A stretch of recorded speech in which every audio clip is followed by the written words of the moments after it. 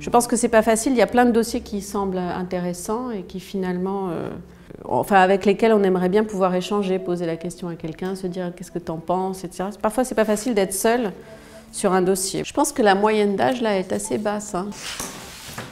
Globalement, on n'est que sur l'irréel. Moi, ce qui m'intéresse dans la photo, c'est quand elle n'est pas de la photo, justement. C'est quand elle est, qu'elle ne représente pas forcément le réel.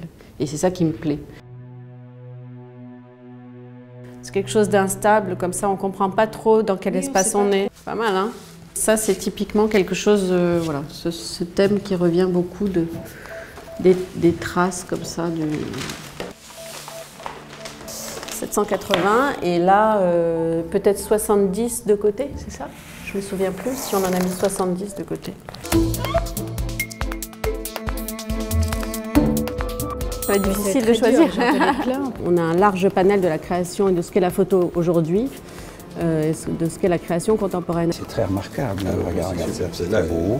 C'est qu'il est capable de faire des choses extrêmement rigoureuses, comme ces architectures-là, et aller nous provoquer dans l'imperceptible. Plein d'humour. C'est très gai, c'est très jouet. Les gens aiment les choses qu'ils comprennent vraiment. Pour les artistes, c'est aussi quelque chose à retenir. C'est-à-dire qu'il faut savoir être plus accessible. Alors. Je suis ravie de vous accueillir pour vous présenter les finalistes de la 18e édition du prix HSBC pour la photographie.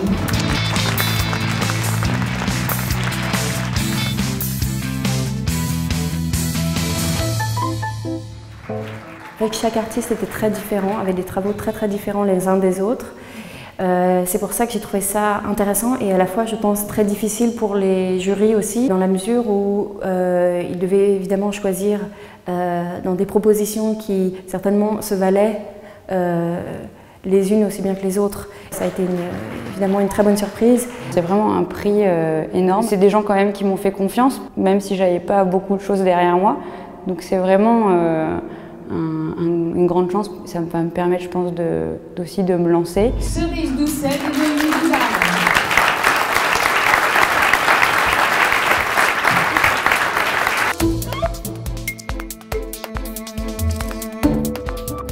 On va voir des boulons. La cage est très volumineuse, mais elle est modulable, donc je peux vraiment faire les tailles dont j'ai envie. Et puis une fois que celle-ci est montée, on accroche les fils et on suspend les objets. Je suis partie sur, au départ, quelque chose de simple, c'est les moments d'égarement. C'est des moments où on s'ennuie peut-être, où on pense à autre chose. Et à partir de là, le décor qui nous entoure prend vie. J'ai toujours vu mon grand-père collectionner les modèles réduits de Citroën, donc forcément c'était une évidence. Quant aux personnes que je ne connaissais pas, du coup je suis allée les rencontrer chez elles. On a essayé ensemble de créer un univers qui leur corresponde. Donc des fois ça peut prendre des semaines entières pour faire le décor et une journée pour l'installer et puis après je coupe tout, j'enlève tout.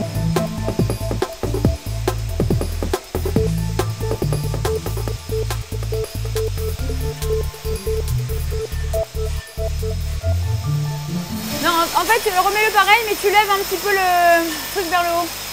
Ouais, c'est bien là. On y va. C'est parti. Donc mettez-vous bien au milieu, voilà, c'est parfait. Pas forcément très souriant, mais tout à fait normal. Là, c'est très bien comme ça. Bon, mais ce qu'il faut, c'est bon. C'est bon, c'est fini. On démonte tout. Ce sont toutes des photos qui parlent de la relation entre l'organique et le fait par l'homme. C'est ce qui m'intéresse en fait vraiment dans la construction des images. C'est de créer des lieux qui sont entre un lieu qui existe déjà et une partie de l'invention. Qu'est-ce que moi je vais apporter pour changer ce lieu et pour lui redonner une nouvelle perspective. Donc par exemple la photo qui est derrière moi qui s'appelle l'iceberg, j'ai travaillé dessus pendant à peu près 1 an en fait.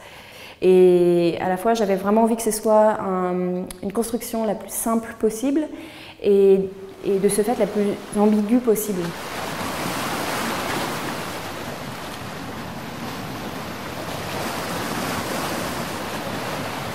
Alors l'iceberg est fait donc de tranches en fait, de polystyrène que j'ai collées ensemble. Ce sont des photos qui demandent une grande part d'imagination aussi de la part du spectateur. J'ai pris tous les éléments que j'avais et j'ai vraiment sélectionné ceux que je pensais pouvaient vraiment, en fait, avec les photos, répondre aux photos de manière cohérente et faire voilà, un ensemble, exactement. Je voulais leur proposer mon idée le plus rapidement possible pour voir si déjà ça leur plaisait et aussi après me donner plus de temps pour peaufiner en fait et retravailler au plus possible l'ordre, le déroulé, les images, etc. Ou peut-être faire une édition spéciale un peu où on en met dans certains, pas tous, je sais pas. Vraiment l'intérieur du radeau est en 3D, donc on rentre complètement dans le radeau. En fait, ce sont deux images que j'ai mises l'une à côté de l'autre. Au début, j'ai donc pris la photo en fait, qui est à gauche. Et après, en fait, j'ai changé en fait, quelques parties de l'image sur la photo de droite, de manière à ce qu'après, quand on utilise les lunettes stéréoscopiques, on les voit en 3D.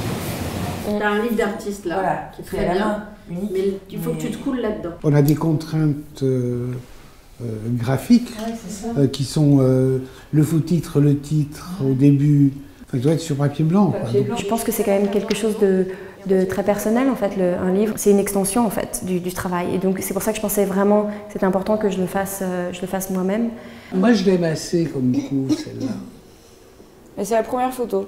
Premier livre, première photo en cours. Oui, c'était vraiment la première. Je me suis laissée guider et en même temps j'avais quand même des idées assez précises de comment je voulais mettre en page les photos.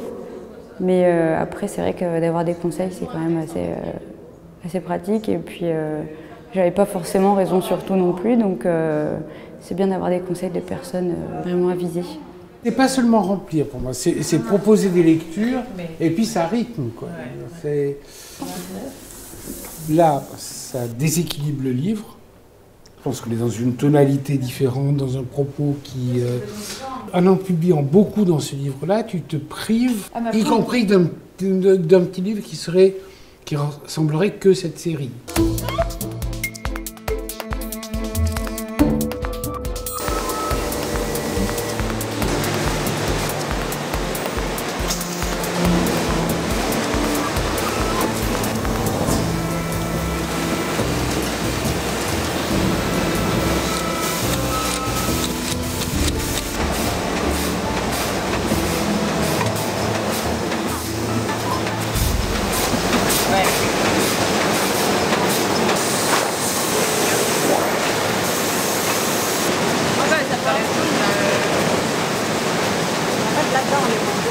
Il y a plusieurs livrets dans le livre. Il y a des cahiers. Ouais.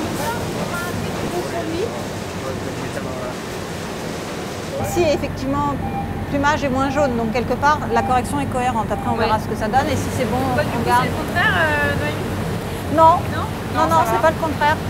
C'est-à-dire que là, on enlève ça, on enlève un peu de bleu et on risque de perdre un peu l'équilibre là aussi, c'est-à-dire de faire ressortir le jaune et peut-être un peu le magenta.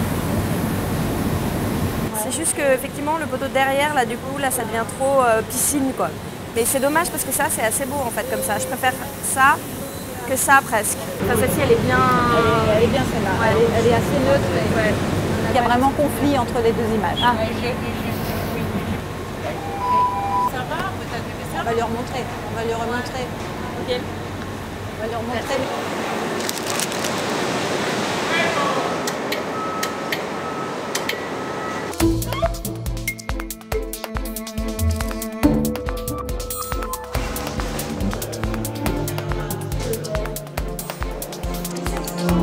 C'est un partenariat d'estime, d'image. J'aime assez l'approche et la démarche d'HSBC. On partage plein de points de vue. Il y a vraiment beaucoup de choses qui sont faites et déployées pour que ces jeunes talents aient une jolie visibilité sur l'année en tout cas du prix. Nous, en tant que galeristes, là on sait, nous, la difficulté pour les jeunes artistes, à une monographie par exemple, on sait combien c'est important d'avoir une première monographie complète.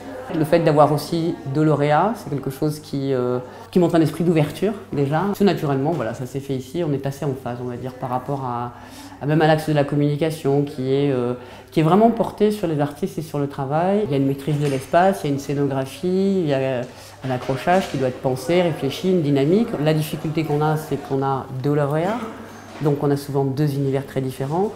et une confrontation un peu compliquée pour effectivement faire coexister ces deux travaux complètement différents souvent dans un même espace. Donc on est obligé d'avoir un dialogue avec les artistes, il faut qu'ils arrivent à se reconnaître dans cet accrochage-là, que ce soit cohérent. Nous, on est là pour défendre ce travail-là aussi, l'expliquer, donner les clés, donc il faut qu'on le fasse avec une certaine cohérence et une certaine énergie et passion, on va dire. Voilà. Je travaille avec les stéréoscopes, des images qu'on voit en 3D. Je change certaines parties de la photo de manière à ce que je crée à un endroit de la photo une 3D. Du coup, on a l'impression d'étendre l'image. Donc c'est très lié en fait à la construction de mes grandes images, sauf que évidemment l'échelle est beaucoup plus petite, on a un rapport beaucoup plus intime, on est vraiment seul avec l'image.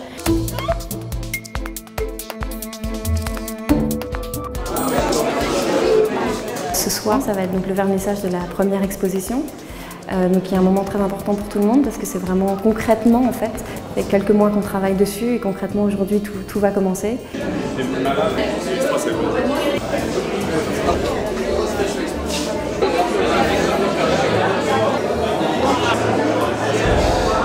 De cette famille, de tous les photographes qui ont été choisis pour les prix précédents. Et c'est ça qui me plaît, c'est aussi de faire partie de cette famille-là. On prend des photos pour pas être dessus, c'est vrai, exactement.